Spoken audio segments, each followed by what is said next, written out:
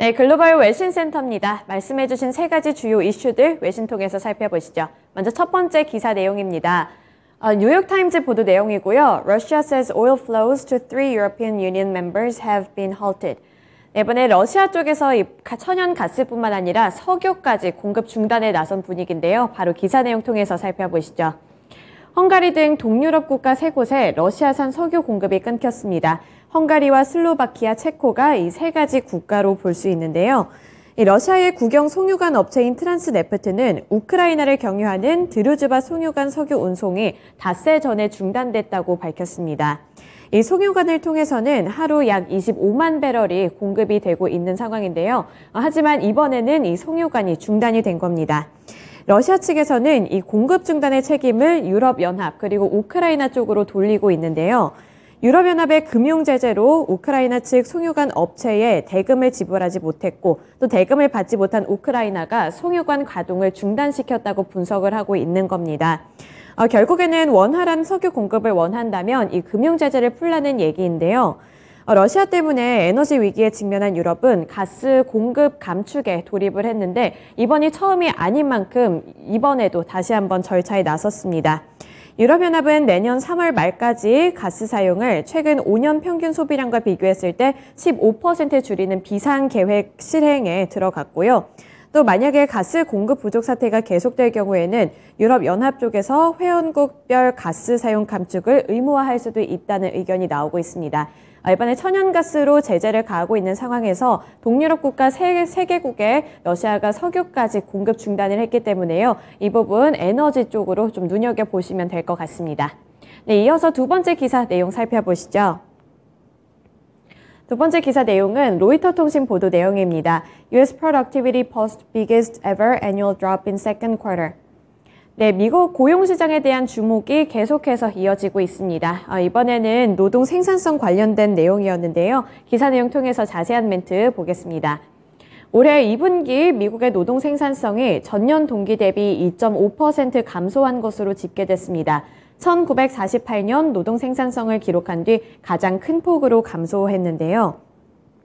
가장 큰 원인은 임금 상승세에 있었습니다. 임금 상승세가 계속되면서 인플레이션 압박이 증가하고 있다는 분석이 나왔는데요. 미국 노동부는 현지 시간 9일 올해 2분기 비농업 부문 노동 생산성이 4.6% 감소했다고 발표했습니다.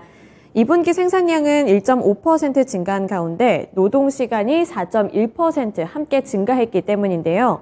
즉 생산성은 줄어들었지만 인건비는 늘어난 현상이 원인이 됐습니다.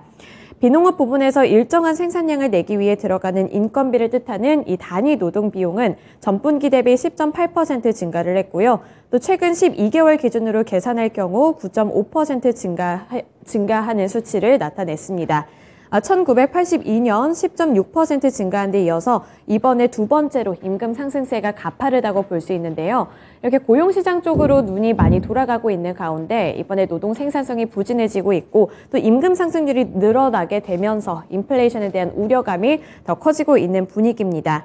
이러한 현상을 어떻게 해석해 볼 수 있나 이런 부분까지 한번 외신을 통해서 살펴봤더니 블룸버그 이코노믹스의 연구원에 따르면 올해 2분기 생산성은 1947년 데이터를 처음 집계한 뒤로 전년 대비 가장 크게 떨어졌다면서 이 과도한 노동비용 상승은 결국 고용 축소와 또 구조 조정으로 이어질 것이라며 경제 성장보다 경계 침체 확률이 점차 높아지고 있다고 해석하고 있습니다. 또 가파른 임금 상승세가 인플레이션을 촉진하고 있다는 분석도 나오면서 2분기 미국 내 시급은 5.7% 상승했다는 부분에도 주목하고 있습니다. 이렇게 임금 상승률이 가장 큰 원인으로 작용되고 있는 만큼 임금 상승률이 앞으로 어떤 추이를 보일지 체크 포인트로 두시면 될 것 같아요. 네, 이제 마지막 기사 살펴보겠습니다.